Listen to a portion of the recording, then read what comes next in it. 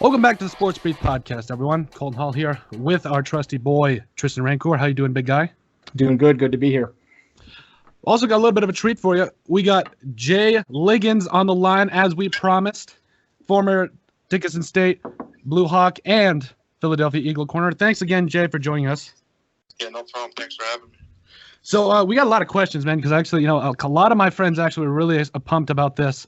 Not my friend that you mossed, by the way. He's kind of still a little sore about that. But let's just kind of jump right into this. I'll start things off because I felt like watching you that play. I just feel like, well, I guess I deserve it. I don't know. Let's see here. So from what I've read, as soon as that play happened, dude, I was like, I always wanted to be a sports reporter, so I started reading stuff up about you, and I found out you didn't even want to play college football, did you? Yeah, I mean, no, I always had the passion for football and stuff like that, but it didn't seem like a realistic thing for me just to be able to go to college. Just with like my two brothers, they've been to college. My three other brothers, since now they've all been to college and two have graduated, but just at that time, it just seems like so unreal of a thing for me. So I just didn't think it was something that was realistic for me to shoot for. Mm-hmm. Truthfully, just the whole thing of going to college and being a college athlete and doing more school, I just didn't think that was a realistic thing for me. But after doing it, it's been a blessing and it was a great decision. Absolutely. I mean, it was kind of funny. I heard, was it true that you had already signed up for the Army, right? No, my foster father. He was in the military. Okay. So he and I were discussing that as a possible route, and that was something I was really thinking about doing until Dickinson pursued me heavy, and they almost kind of convinced me with them, and then a college friend of mine, well, high school friend, then college friend. So between those guys, they kind of talked me into it and really giving it a shot. Absolutely. It was kind of funny. I was kind of looking at I was just kind of looking at all the tape, man, and it was Tristin actually brought it up. He said, dude, every play he makes, like in terms of like on the ball, is amazing. Tristin actually had a quick question for you that I thought was actually a really good question. Tristin, you can go ahead, big guy. Yeah. Once again, thanks for coming on the show, man. Really appreciate it. So one thing, I actually read or listened to a couple of your past interviews with some people, and I watched your highlights, and you're very, very physical corner. You play the ball very well. And I watched some of you got some good offensive highlights at wide receiver. You blocked some field goals. You did it all. But so one of the interviews, I think somebody asked you if you prefer playing zone or man coverage, and you said you prefer to play zone. And then I think a different question was if you prefer to play offense or defense. And I think you said defense because you like to eliminate another team's best player from the game. You like to kind of take them away. So you would think that if you like doing that, you'd prefer to play man coverage. I'm not sure what your take is on that. Are you more of a man or a zone type of guy? I played corner myself, and I feel like if you want to take a player away from the game, then I feel like you want to play man, whether he's on the left side of the field or the right side of the field. Yeah, definitely. No, you're definitely right. If you're playing man, it's more noticeable if you're taking that guy you're guarding out the game. But I agree with you. But I just like to play zone because I feel I can help. Because most guys didn't want to target me too much anyway. So by me being on their man, like they weren't really looking at him necessarily anyway. So I like to play zone just for the fact that I can play, like if they're in twins or there's two receivers to my side, I can allow a little more help for the other receiver that's there. So that's mainly what I was saying with that. But yeah, you're definitely right with if you're playing man, it's easier, more recognizable if you're taking that guy you're on out the game. But I was just thinking more of as far as a team thing, just because me being on the field against one guy all day, usually they're not going to give that guy as many looks as they normally would. So, so in a sense, I kind of did my job on him. So I like to be a little more involved with everything else that's going on. Oh yeah. Because I feel like teams can. Why I'm taking their guy out the game, they can also take me out the game by just not bringing any action to my side. Mm-hmm. For sure. Let's see here. I actually had another question here. Me and Tristin actually played against a guy by the name of Nate Gary in high school. And my question was, man, what's it like being able to play with guys like I think Rodney McLeod, Nate Gary, Malcolm Jenkins? I mean, just had to be another just great thing about it, right? Oh yeah, most definitely. And Nate Gary, us being from both Dakota schools, he and I, we actually got together. We spoke a few times, and he's a great guy. And then Malcolm Jenkins, he also after practice, he and I would do drills and stuff together for just stuff that he thought I could help improve my game on. And then just playing with those great guys. And the nice thing about Philly, those guys were all willing to help out, and they weren't so caught up in their own ego. They were just they wanted everyone to be good. You know, you're as good as your weakest link. Mm-hmm. So it was really nice having that. Learning from like guys who've been doing it for a while, guys who were like top, you know, they were the Super Bowl champions not too long ago. So a lot of those guys that did that are still there and they're really willing to help out and help me improve my game. Mm-hmm. Did you have like maybe kind of a favorite memory from your time there? You know, like a really like a memory that stood out to you with your time with the Eagles. Definitely like playing those preseason games. Those were obviously like amazing. Being able to get on the field, play some national televised games, coming out to tunnel in front of the Philadelphia fans, all that stuff was amazing. But I would say like the slight stuff, just seeing those superstars in the everyday setting, seeing just passing these big time players and like being one of them, honestly, just seeing all these guys in such a casual setting and just like, wow, these are NFL athletes, and just realizing, taking a step back, just like, wow, like I'm here too. Mm-hmm. I'm in the mix with these guys. Mm-hmm. So just the whole feeling of like waking up every day, putting on my Philadelphia Eagles gear, it was just all of it was just amazing experience. Mm-hmm. Awesome. Tristin, what was your next question, big guy? Let's see here. So I had a kind of interesting one here. A lot of people have different opinions on this. It's about wide receivers in the NFL. My question was based off of things like size, speed, route running ability, a receiver's quick release off the line. Although you haven't gotten to play against some of the top receivers yet, I think you will. Who do you think will be the hardest wide receiver to cover in the NFL? That's a good question. Honestly, they all add different kinds of things to them. Just for like some of the quicker, faster guys off the line, like guys like Antonio Brown, Odell Beckham, Deshaun Jackson, guys like that who are really quick off the line, who are a little smaller, but you want to get hands on, but it's tough too. Then there's also guys like like Julio, like Evans, just big guys who still have that speed, who are kind of like bullies out there. But I would just say, as far as like toughest, probably like a guy like Julio Jones, just with that size and that speed combination, just that's just scary for any DB in the league. And clearly, seeing him every week, you can tell why he's why he gets paid what he does, and why he does what he does every week. No kidding. Yeah, for sure. And one more thing here, quick. Among all those traits for a wide receiver, when I played cornerback, and especially when I played cornerback against Nate Gary, I got to play a couple snaps against him, and he didn't really do anything besides bait me down the field so they could run a run to my side. But I was just, as a cornerback, I feel like speed and size, those are all great traits. But I think the one thing that's the most important above everything is the release off the line. I think if you can fool a DB with your release off the line, you already have him beat, no matter what route you're running. So I feel like route running ability, release off the line, would you agree that those are probably two of the more overlooked or underrated traits for a receiver to have? Oh, yeah, for sure. If you can create separation from the line, that's great. It gives your quarterback trust in you. He knows that he's in a panic. He knows you got to beat your guy off the line, so you can always throw it that way. So it's always nice to have. And if you can get a cornerback reaching or off his position, get him playing with his hands rather than his feet, that's huge. And guys who learn how to do that, learn how to get corners out of positioning, those guys are the ones who have the longevity in the NFL.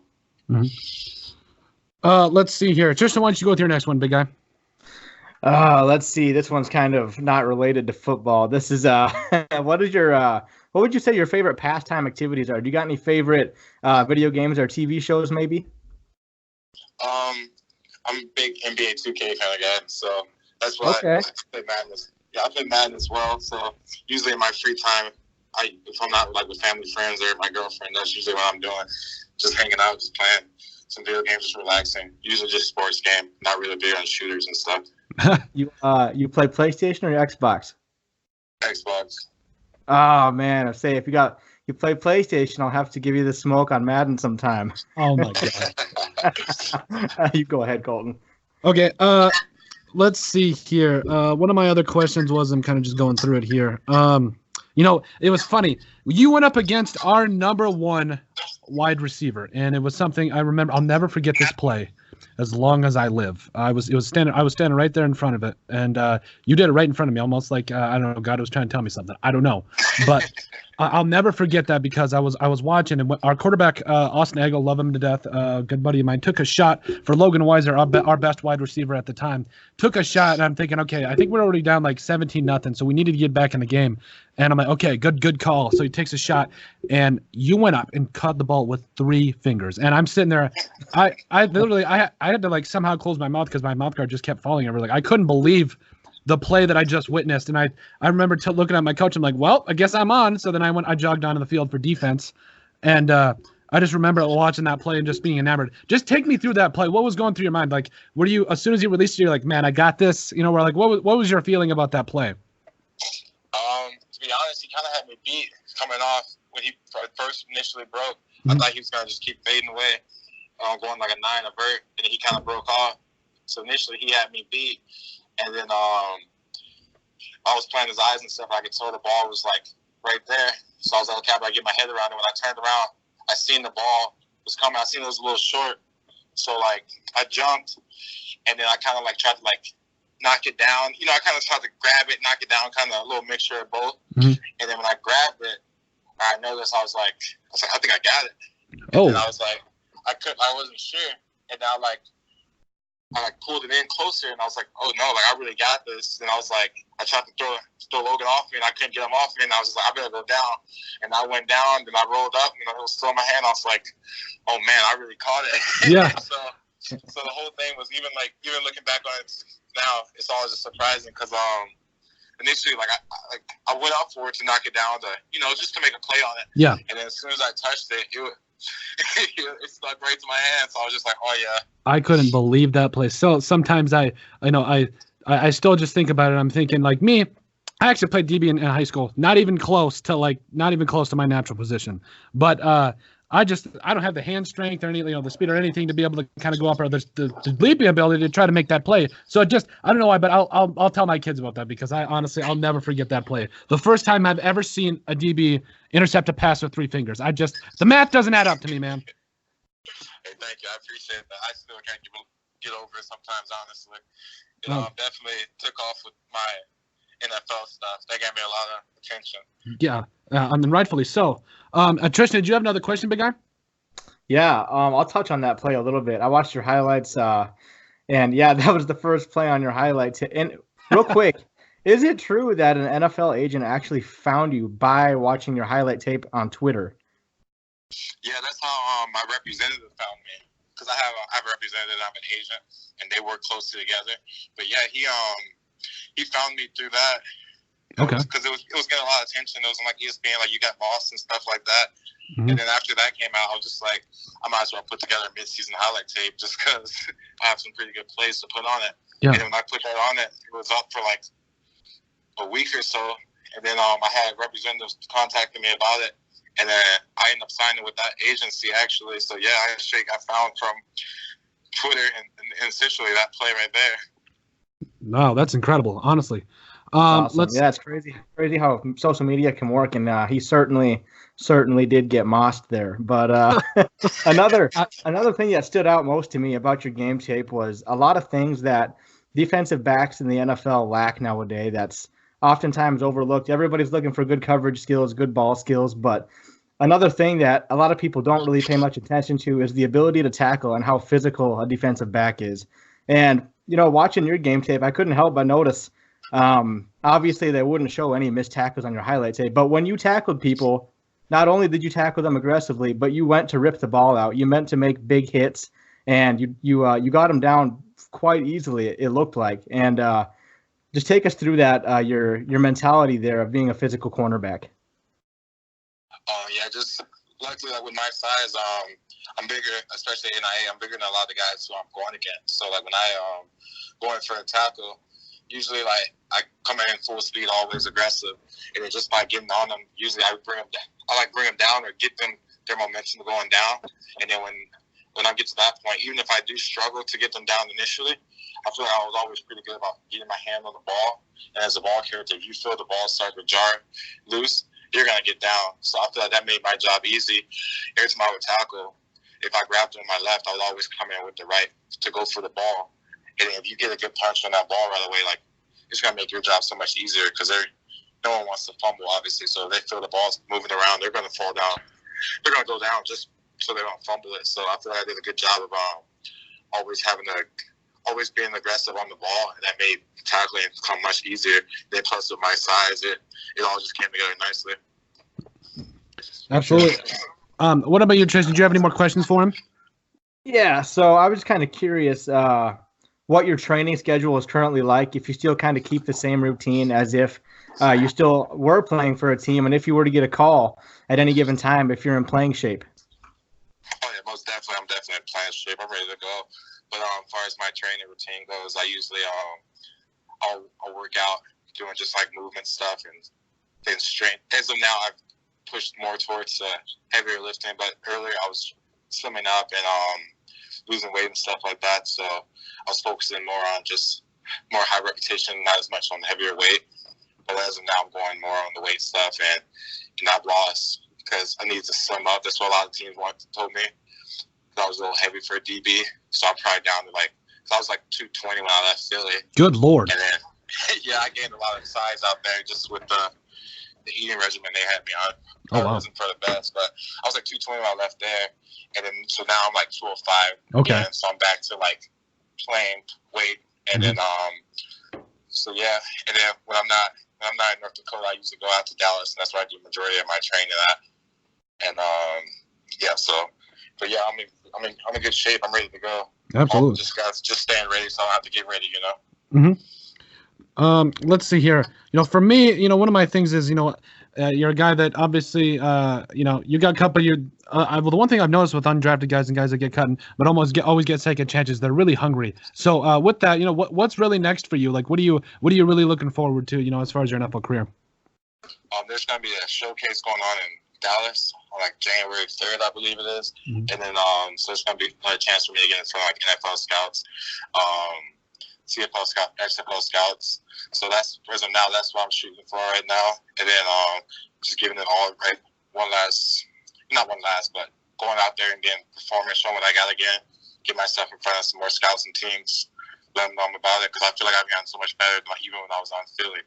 So that's what it's just all about, just improving and getting better and staying ready. Absolutely. Tristan, do you have anything else for him?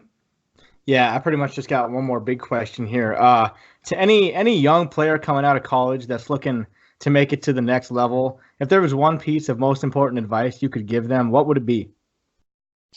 I would say most important, just don't get caught up in comparing yourself to others, whether that goes in like what are other people doing or what they're not doing. Just always focus on being better than you were the day before, and then just trying to improve your game, and then really becoming obsessed with perfecting your craft, just like every day. And even when you make a good play on the ball, go back and look at film, man, because it's easier to just be, oh yeah, I did a good job, I had a pick. Go back and look at the film or look at something and just be like, oh, I can improve this, or why didn't I get a pick, or like just such stuff like that. Just become obsessed with it, and then just believe in yourself and start carrying yourself as weird as it sounds, carry yourself as a professional athlete. Just the things you do, act like you already have those eyes and stuff on you. And I feel like that really helped me in my mind to switch. Like when I was conditioning, I wanted to beat everyone when I was going. And then if I beat everyone, I was like, okay, I should beat everyone because like I want to be an NFL athlete. So what can I do to improve myself? Or if I lost to someone, I was like, I can't ever let that happen because I'm an NFL athlete, So just become obsessed with it and just try to get better and better every day. And don't get so caught up when you're like working out, just oh, he's doing this much weight, I should do this. Just focus on yourself. Focus on just getting better. Well, Jay, we really appreciate you having you on, man. When I reached out, I wasn't necessarily expecting an answer, so I was really encouraged to see that, and man, that just means a lot. Thank you for coming on. It really means a lot. Yeah, no problem at all. Thank you for contacting me. I appreciate it. Yeah. So yeah, we'll get this taken care of. And once again, thanks for coming on. And best of luck in the future, man. Yeah, thanks, guys. Have a good night. You too. You too, brother. Man, that's really cool.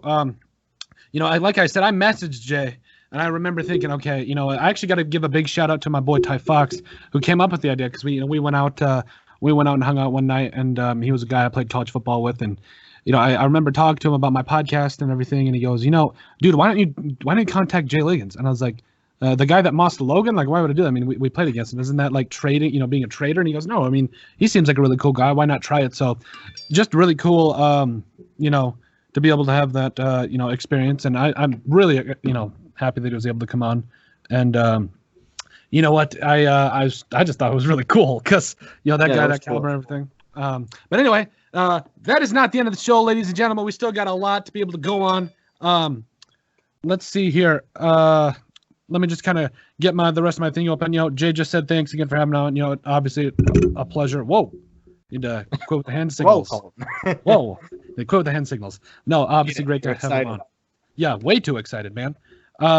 Let's see here. I'm going to open up my, one of the first things was actually about the Vikings and the Packers. Kind of run me through the Packers game, because I really thought that watching it, the only play that I watched was Christian McCaffrey not being able to, push the ball across the end zone there to kind of tie it up. What was your just take on the Vikings game, man? Vikings game? Packers. I'm sorry, Packers. All right. Yeah, that game was, I expected it. I expected the Packers to win by a bigger margin of victory than just 8 points. And part of that was due to a play call at the end of the first half. Matt LaFleur, we had like a first and goal at the 1. Or we had the ball at the 1, and there was like 2 seconds left before halftime. And he elected not to kick the field goal. He wanted to go for the touchdown. That's something Mike McCarthy would never have done. He always takes the points. But I love the play call. I love the aggressive play calling. We didn't get the touchdown, but it just shows, he believes in the offense and he believes in these guys. Aaron Jones is continuing to make a name for himself. Mm-hmm. I believe he's tied with Christian McCaffrey right now for the most touchdowns in the league. He's got 14 touchdowns from scrimmage. That's receiving and rushing. And he's a bit behind McCaffrey in yardage, but he's right up there with touchdowns and big plays. And my biggest takeaway from that game was probably the way the Packers were able to bounce back from that tough loss last week against the Chargers. They got their bye this week, so I wasn't sure if they were going to come out swinging or if they were going to come out playing conservative. But they came out throwing the ball deep to Adams, making big play after big play, and I was just super, super proud and happy of the way the Packers were able to bounce back. The defense, can't say enough about the defense. The stats might not be there to show it, but the quarterback pressures are insane. Mm-hmm. It seems like every time Kyle Allen would drop back to pass, which Kyle Allen, by the way, did a great job. He's been great so far for the Panthers. I've said it before. I don't think Cam's going to play another game for the Panthers. I called it out a couple weeks ago. I think Cam's going to play for Chicago next year. So I just want to reiterate that so I have something to go back on. But, yeah, I was just you got to gloat when you're right, don't you? You got to gloat. No, I'm just kidding. I got to. And, yeah, every time Kyle Allen dropped back to pass, it was either Zadarius Smith or Preston Smith was in his face. Mm-hmm. Those 2 free agent acquisitions, probably 2 of the better free agent acquisitions Green Bay has ever made, besides Charles Woodson. We brought him on as a free agent, and Brett Favre. We did I think he brought him in as a free agent or a trade or something. But besides those 2 guys, besides maybe some of the old historic guys, but in recent memory, Zadarius Smith, Preston Smith, best thing a Packers GM has ever done in quite some time. Mm-hmm. Absolutely. I was kind of looking at the game and I'm thinking, and this is, I actually brought this up to Ben Conant, with the Winter Warriors football team, and I actually got to touch on that. I actually go tomorrow to cover my very first state championship game, and I'm really excited because, young reporter, getting started with, how this whole thing goes out, and really root for the Warriors, see what they can do tomorrow. But, I was talking to Ben Conant because yesterday I think I had to do an Athlete of the Week video, and I was talking to him, and I said, I felt like every time the Vikings win a game, the Packers, we put a little bit of pressure on the Packers. The Packers have to win, in other words, for us not to be able to kind of tie it up a little bit. And, and every time time the Vikings win a game and get that pressure off themselves, the Packers go out and take care of business. So that brought up my question is, who do you think is going to crumble first? I have the Vikings crumbling first because I think in order for, great players, or great teams to be able to come out, I think you really need solid quarterback play. And this isn't me taking a shot at Kirk Cousins, but if we're going to compare quarterbacks, Aaron Rodgers is clearly the way better quarterback. So I'm really expecting, the Vikings to really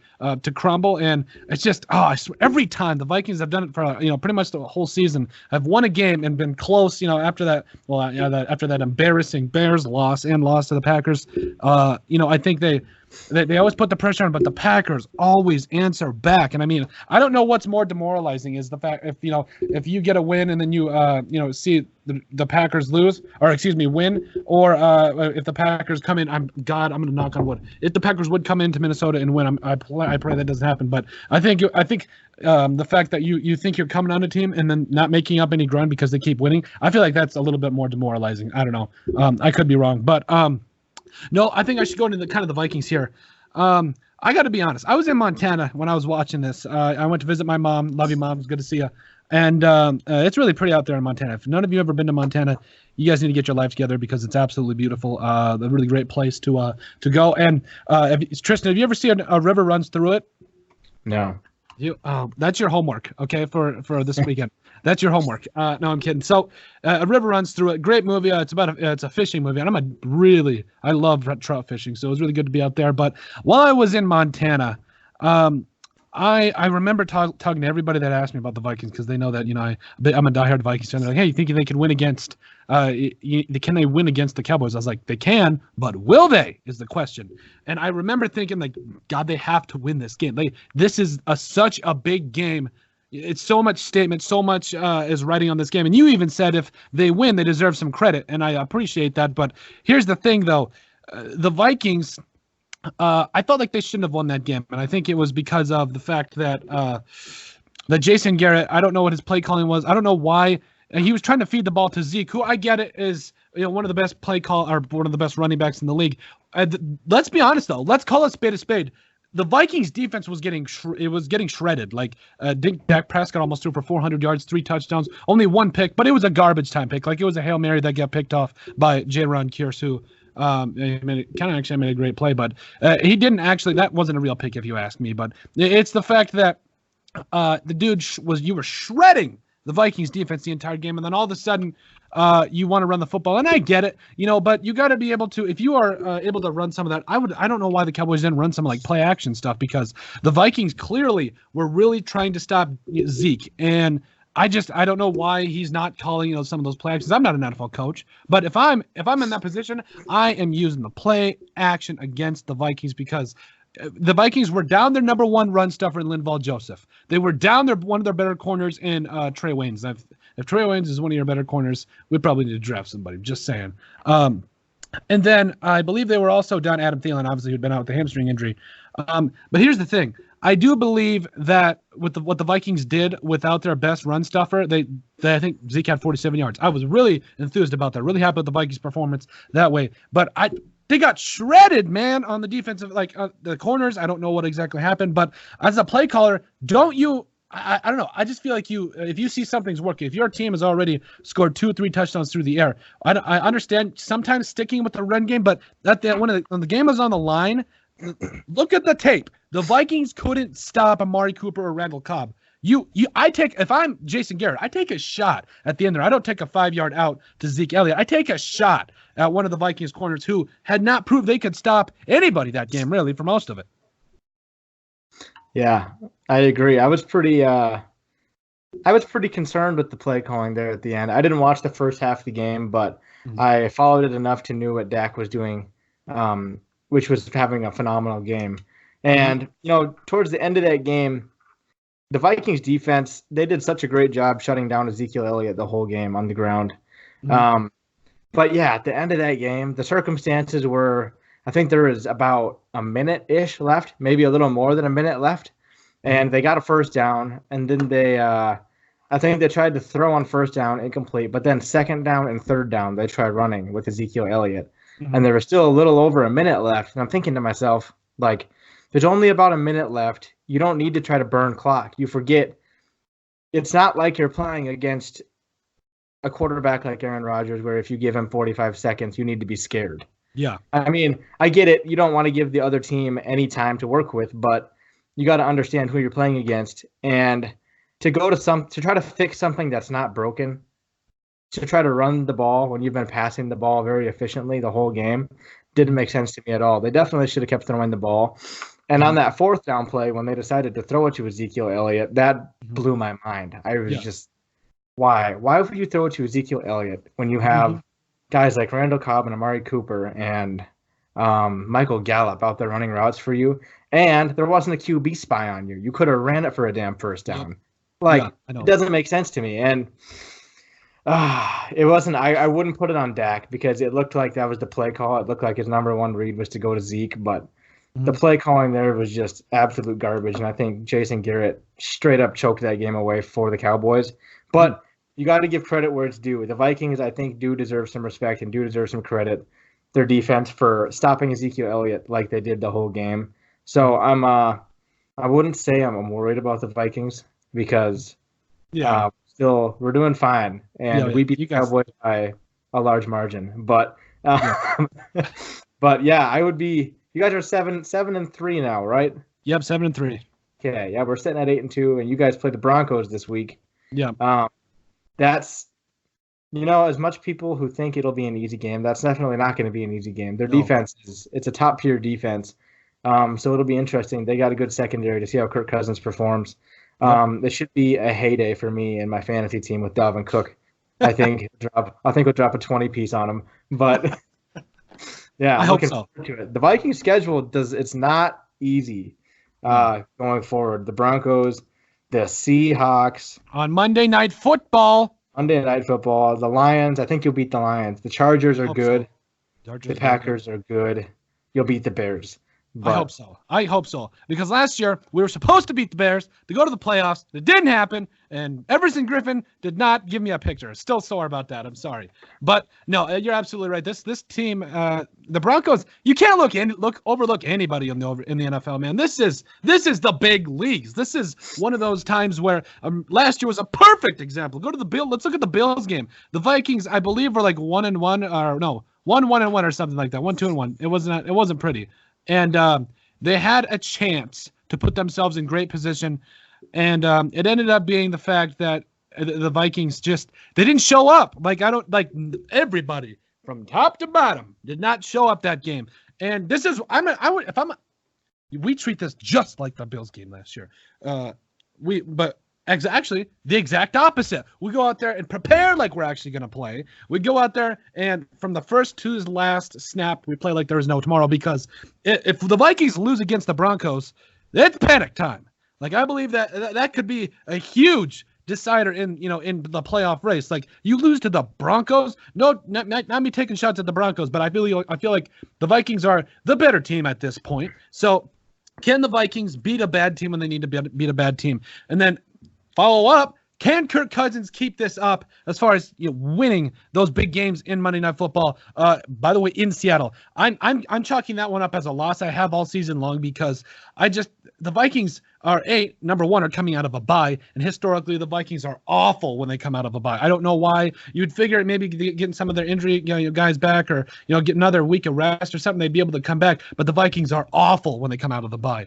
Especially under Mike Zimmer. So I'm going to chalk that up as a loss already for that. But then plus, you got to go play an MVP candidate in Russell Wilson, who will not make that job easy. And I think it's really going to come down to really what can the Vikings do? What are they going to be able to do against that Seahawks defense, who is pretty good? And the Seahawks, last point, just beat the undefeated, well, not undefeated anymore, the 49ers. And that kind of worries me a little bit because, when I was kind of looking at it, I was telling myself, the 49ers, they're probably going to lose a game at some point, but the question is to who. If they lose against the Seahawks, it depends how they lose, because I really want to see how they were going to be able to bounce back from that. I think there was a point when Seattle, they had the ball. I think it was the third quarter, towards the end of the fourth.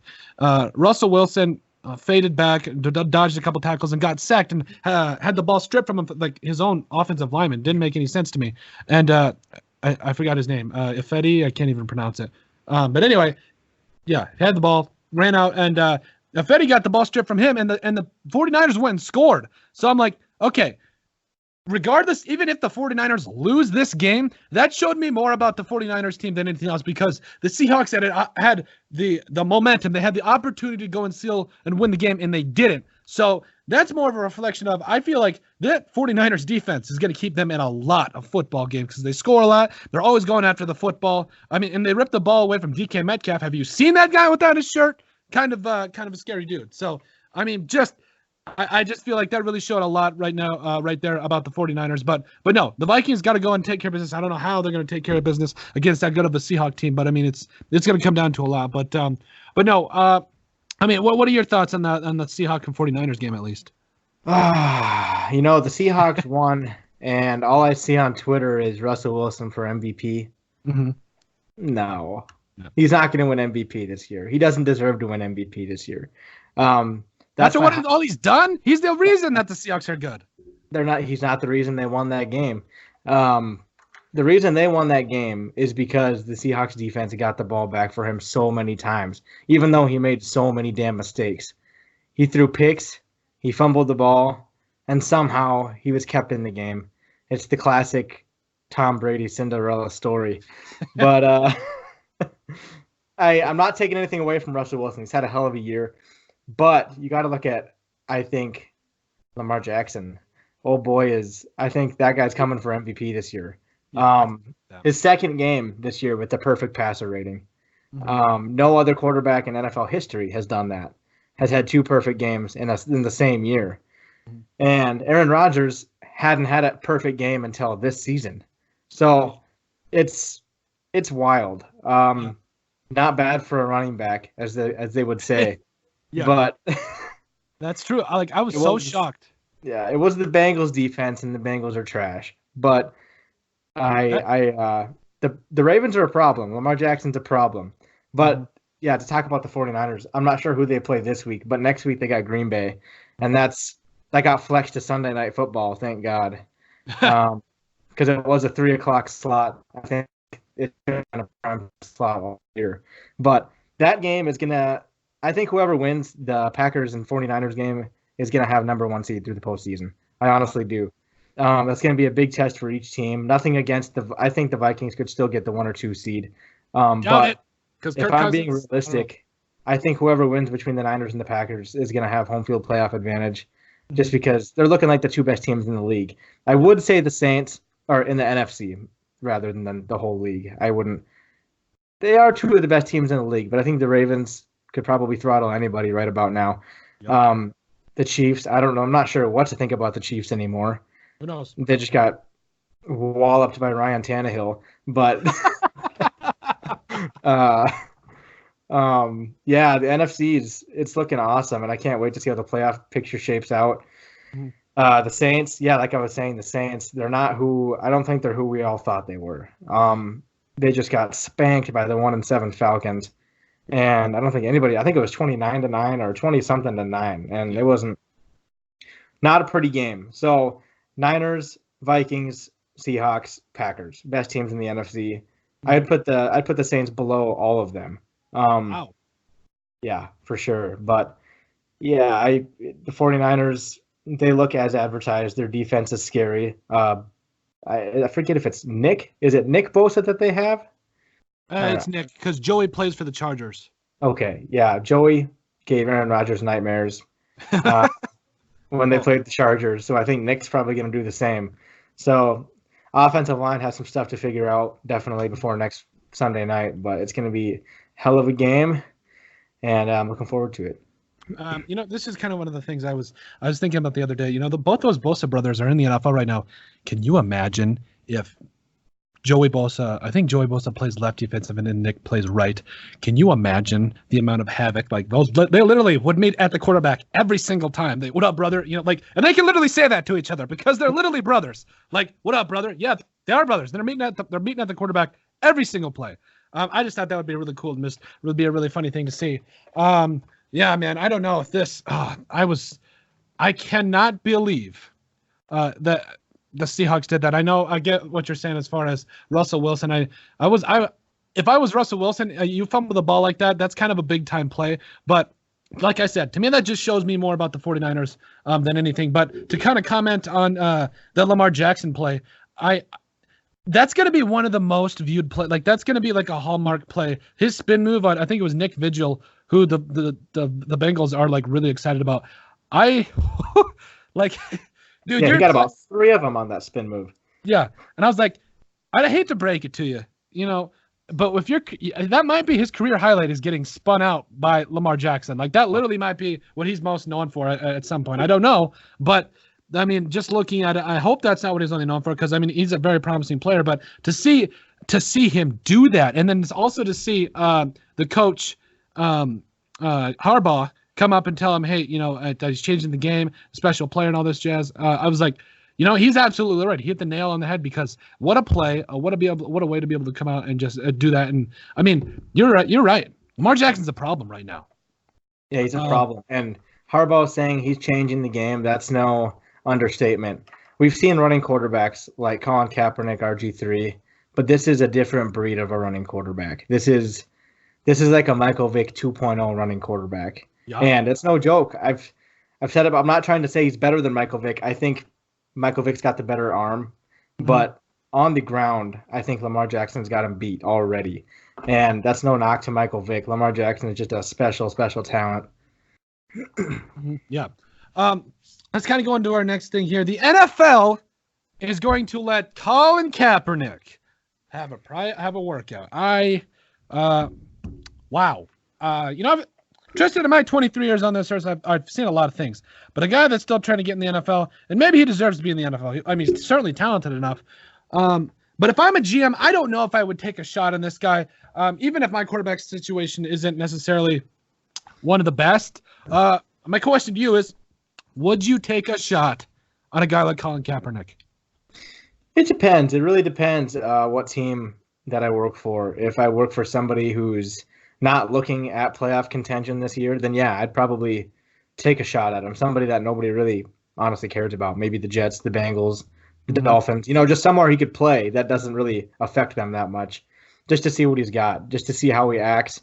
See how he acts off the field, on the sideline. Give him a good chance to prove that maybe he's, I don't know. I figure one of the things is going to be, if he doesn't kneel, then I think somebody will give him a chance. Yeah, I hate to say it, but no matter how good he performed at this open workout, I feel like he's going to get asked so many questions about that alone. Like, even though that's not what they're all there for, but that's what they all want to know. Are you going to keep kneeling during the anthem? Are you going to keep ripping the NFL when you're not playing in games? Are you going to keep wearing socks that depict cops as pigs during practice? Like, are you going to keep doing this stuff? And then, yeah, it's not cool. But I'm glad the NFL is doing this and giving him a shot, because he's been whining for a while about the NFL denying him work, which they're not. In my opinion, there's plenty of quarterbacks out there who are good enough to play in the NFL that are not playing in the NFL.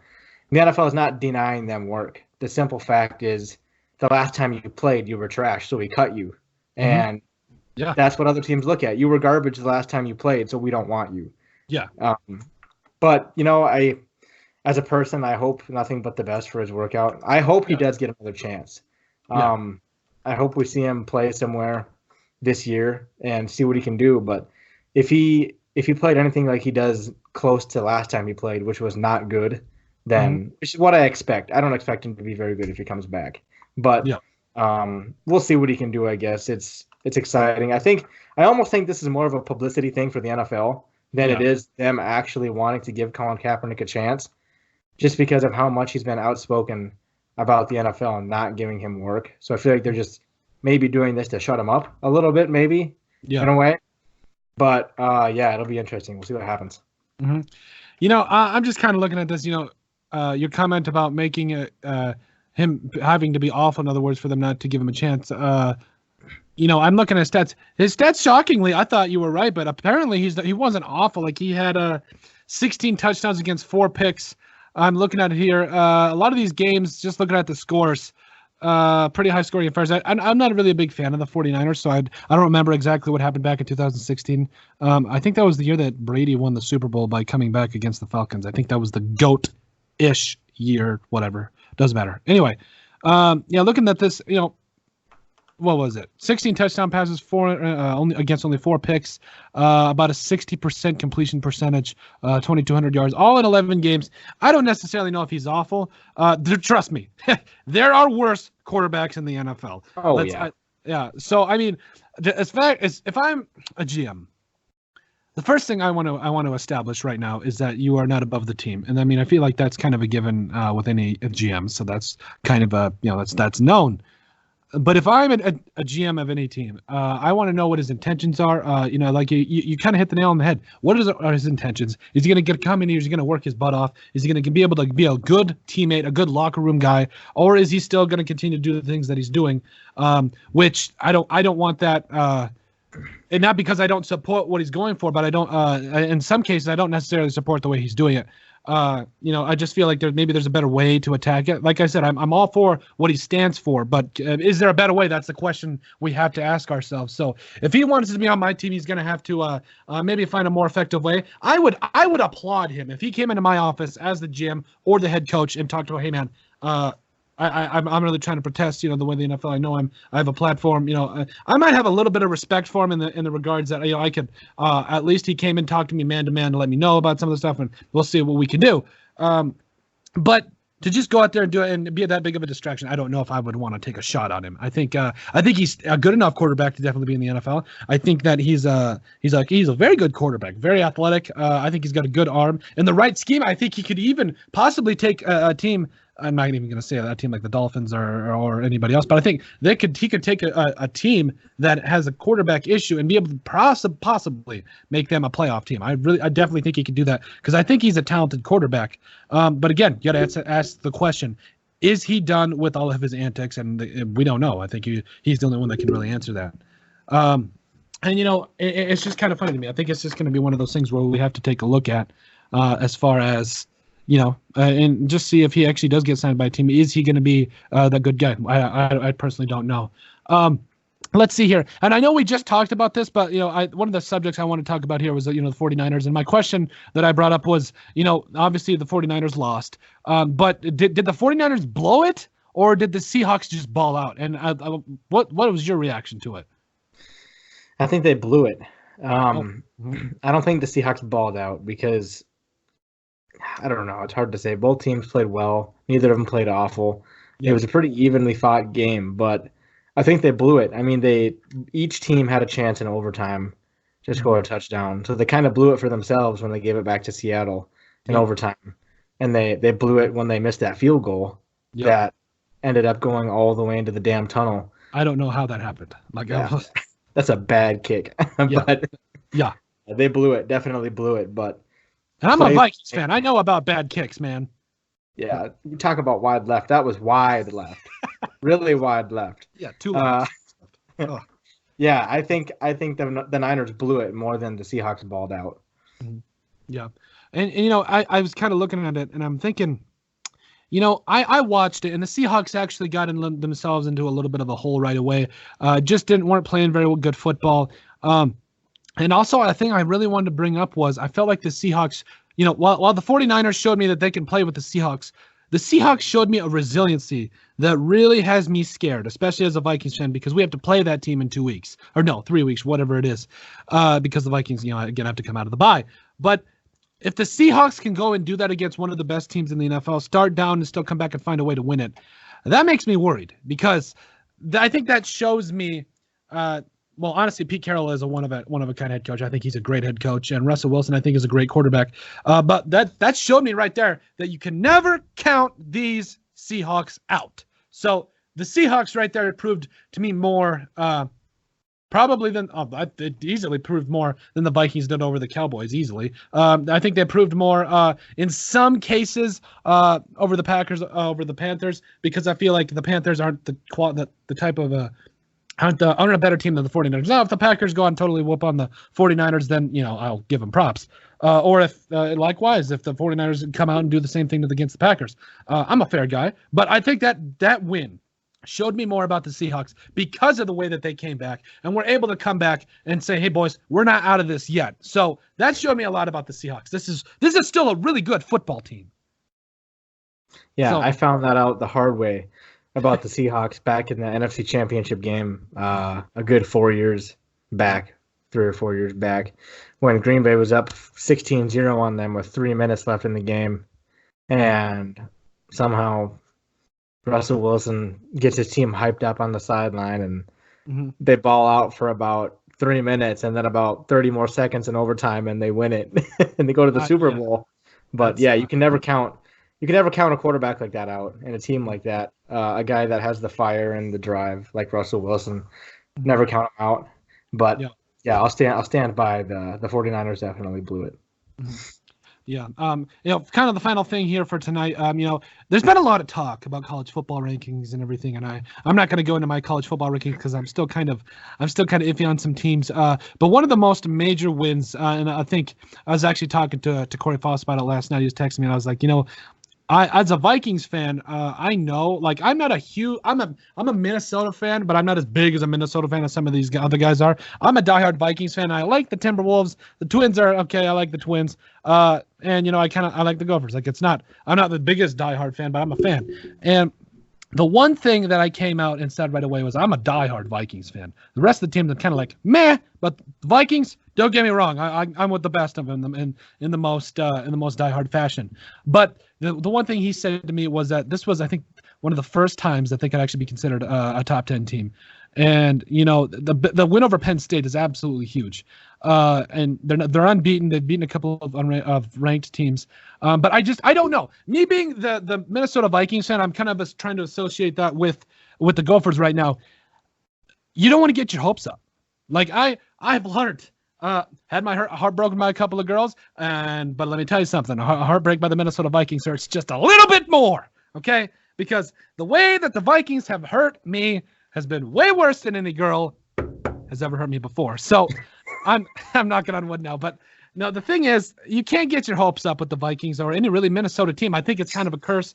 I don't know. I'm not going to wood again. I'm sorry, Minnesota fans, but I think it's a curse because I really don't feel like there's any more teams or any kind of team in any other state that really has experienced some of the heartbreak that we have had. So, I mean, I don't trust the Minnesota as far as, you beat Penn State. What about LSU? What about Ohio State? What about Wisconsin, who you play, I think, this coming week, or whatever. And then Iowa, actually, this week they play Iowa. But I don't trust you yet. Why don't you go out and play one of those bigger and badder teams, and then I'll come out and trust you. You got to prove something to me more. This win doesn't not prove to me as much as some people think it does. What's your take on? Do you think the Gophers are a for real team right now?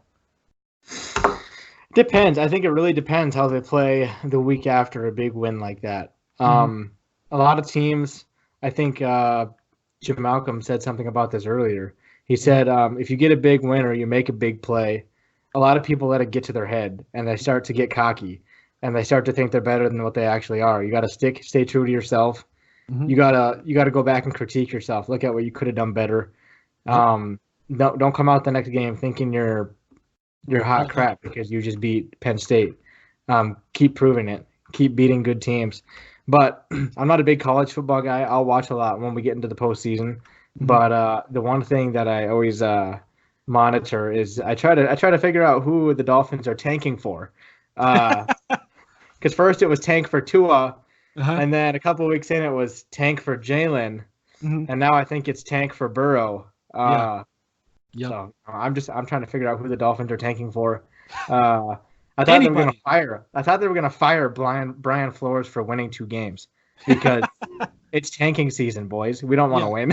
I know, like 2 wins in a row. Like don't get me wrong, I'm really happy to see some teams just be able to find it, but 2 wins in a row. I mean, you're exactly right. Like, why would you? I don't know. Like, I wouldn't want to say like you're not necessarily trying to throw games away. You're not trying to throw the water boy in to play quarterback, but pretty close. Like, I wouldn't say, like I said, you're not trying to throw the water boy in, but you're trying to play just bad enough so you can get a top 10 pick. And Charlie Hildebrand, who's a big, I worked with him at the Aberdeen American News.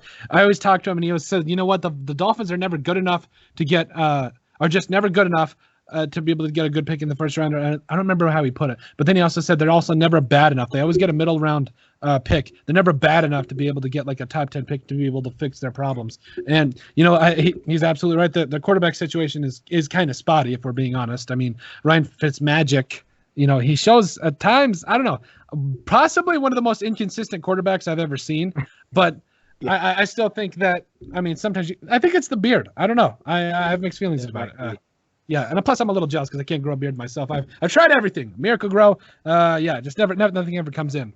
And so I think, the Dolphins, that's a great question. Who are they taking for? At this point, I don't know. I would more likely say probably the defensive end, Young from Ohio State, because I feel like he is an absolute animal. And I know he got suspended by the NCAA or whatever, but he is going to annihilate people when he gets there. And yeah, he's really good. I think, honestly, at this point, I think the Dolphins are going for anybody right now. It doesn't matter who, because like a top 10 pick, they're going to get a top 10 pick. So they really need to stop. Well, first of all, stop winning. And secondly, they need to, kind of see what they need more, because I think they need everything. It's not just one player. It's not just, one area that's a weakness. They need everything. Okay. If I'm a Dolphins GM, I'm almost considering trading some of my better players, just a total rebuild. I'm talking it's Magic out of there. I'm talking like some of even my better, more promising younger players, because, actually no, because they just got rid of Minkah Fitzpatrick, who is tearing it up, by the way, for the Steelers. Oh, God.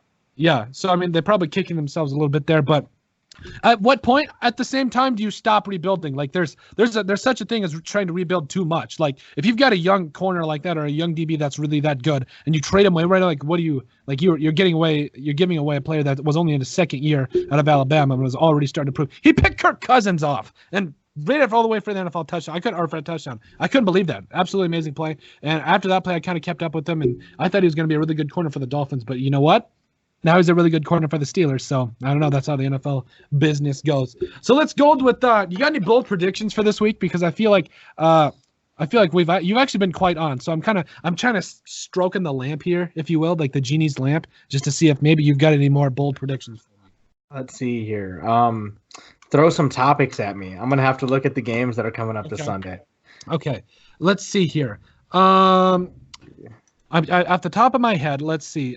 There's a lot of things going on this week. Who do the Packers play, by the way? Bye week this week. Okay, so they can't lose to their bye. The Vikings will, but they can't lose to their bye. So let's see here. Do the Vikings cover the spread and beat the Broncos by 10? I think that's not necessarily a hot topic, but do you think they cover the spread? Let's see here. I'm going to say, what are the Broncos right now? They're like, I'm going to say something. I'm not even going to look. They're 3-6, but yeah. I'm going to go ahead and say the Broncos win. Wow. And it's not the Vikings are good, but I think this is going to be one of those outlier games like Green Bay had against the Chargers, where your team just straight up doesn't show up.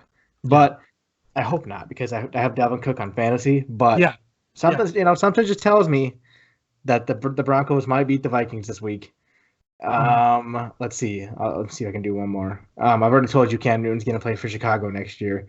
I think, the Texans and the Ravens. That's going to be a good game. It is. Texans and the Ravens. I think the Ravens absolutely obliterate the Texans. Okay. Hey, the Ravens are just that good. I think the Eagles beat the Patriots. Okay.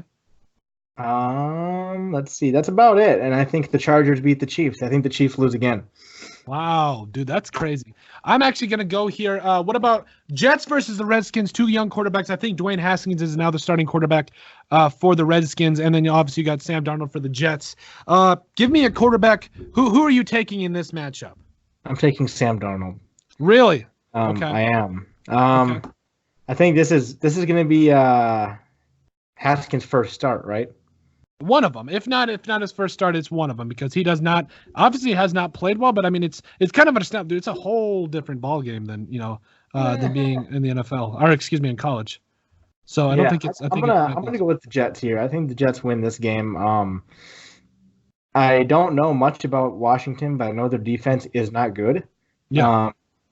Their defense is 25th, so that's not good.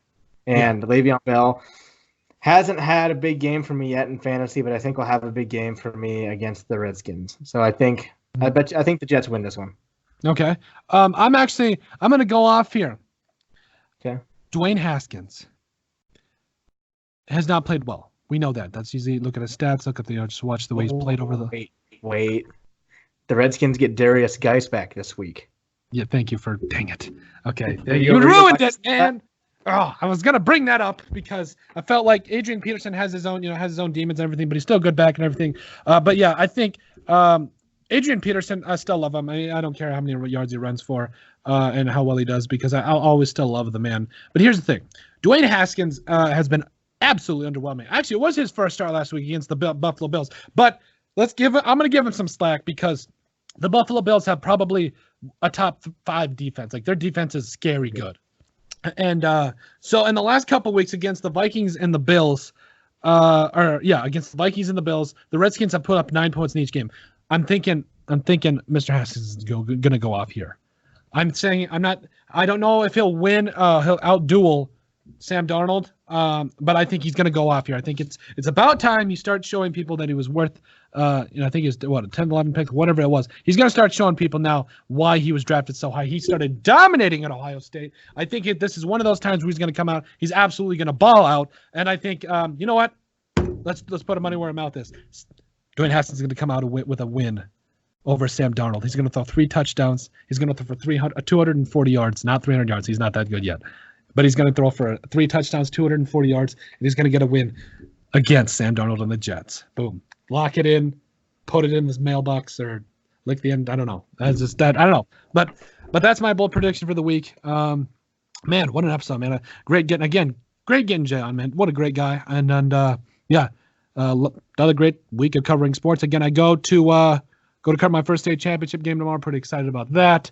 What about you, man? What are you excited for this week? What's that? Going to Brookings for that? I'm going up to Brookings. It's going to be cold. Like, actually, it might not be that bad because from what I heard, let's see here. Yeah, it's in Brookings. It's supposed to be like 40 or something, and I'm not exactly sure how. That's actually pretty nice. Yeah, it'll be pretty nice. I just bought a new Winter Warriors football shirt. Actually, I'm going to run and grab it because it's right here. Winter Warriors, hopefully they can get the job done. I'm going to be wearing this tomorrow for the game while I take video and give out highlights on Twitter and everything. So, yeah, pretty excited to cover that. Hope they can take away a win. Anywho, what are you excited for this week? I don't know, really, honestly. It's the Packers bye week. This is usually a sad week for me every year. Yeah. I don't have anything to watch on Sunday. It's sad. Yeah, it is sad. I'll watch. I guess my next team up is going to be the Ravens. I'll watch the Ravens game. I'll see how they play. I'll probably watch Minnesota's game just to see how they look. Please don't, because you just predicted that they'll lose. So I would really appreciate it if you did not watch their game, bud. But other than that, got a lot of homework to do this weekend. Really? And a lot of football to watch, so I'll be a little busy. So glad I graduated. Barely, but I graduated. I'm kidding. I graduated cum laude. Had to brag. Just kidding. Anyway, yeah, man. Thanks again for joining the show. Man, this has just always been a pleasure with you. We'll come back again next week. Join us for another episode next week. Remember to subscribe so you can get the latest hottest Vikings and Packers takes. We're on everything now, people. So go ahead and give us a like and a follow. Give us some comments too, what we can do better, how I can maybe style my hair a little bit better, something. Give us some comments and likes and tell us what we can do better. But Tristin, wear a hat. Okay, I'll try that. When my hair's not looking good, you wear a hat and nobody can tell. Okay. But yeah. Huge thank you to Jay Liggins for joining the show. Hopefully we can get him back on again maybe sometime. That'd be great. Absolutely. Anywho, yeah, let's sign off once again. Thanks for joining us, everybody, and peace out.